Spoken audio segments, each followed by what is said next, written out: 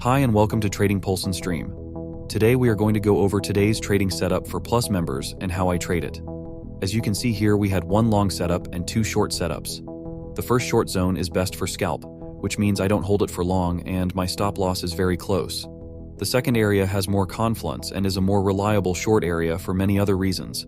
This is ATAS, and where I do most of my trades via AMP futures. New York session is about to start, and a lot of volume is going to kick in. On the right side, you can see the depth of market and all the transaction taking place.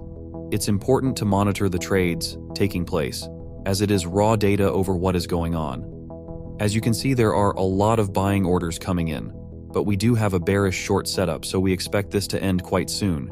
You can already see the massive sell orders coming in, and we are heading downwards.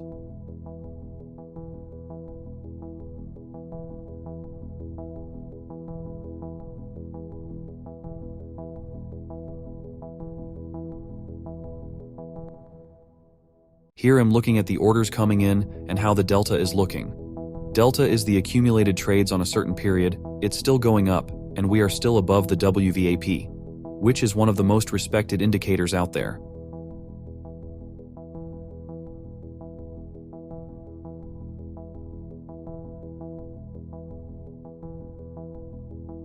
My trading program crashed, but I'm still safe since I have the stop loss in place. This is what happens when you run Windows programs on a Mac. While I wait for the program to restart, I'm looking at TradingView. The trade is starting to look really good. And if we draw a fib retracement from yesterday's top to the bottom, we can also see that our short lines up with the 0.5 fib, which is the most respected fib level. Back in ATAS, I can now see my position is not in drawdown and price is starting to go down. Sellers have really entered the market.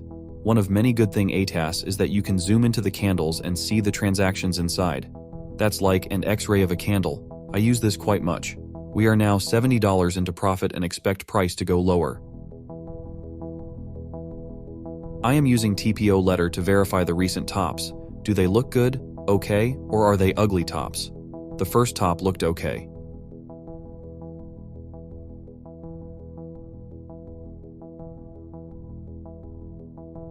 The second one looked okay as well, but the third one did not. This means price can go back to that level to finish the top properly, and that's something I have to be aware of. The price is grinding downwards as expected. As time goes, confidence builds up that this is a good trade. The selling volume is great, which gives me an indication that big selling orders are in place, and we are on the right side of the trade. Oh, how I hate and love the WVAP. There is always a stop at WVAP. This time we know it's going to break, so we are patient.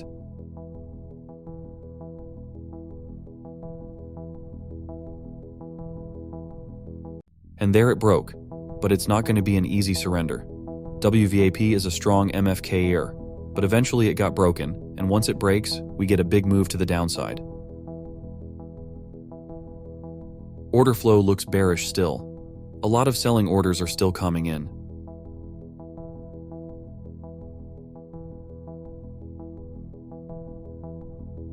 Even though I am bearish, I do not forget the unfinished top. I will adjust my stop loss. In TradingView, I already see this is a good trade. I'm starting to get aware of the previous value area high and considering closing most of my trade already. That's because I also see the buying pressure from the downside, not wanting the price to go down. Buyers took one of my contract and soon one more.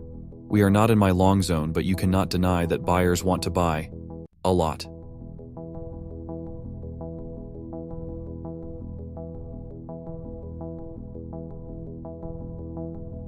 We can see here that the buying imbalance is respected, and my confidence in short is declining.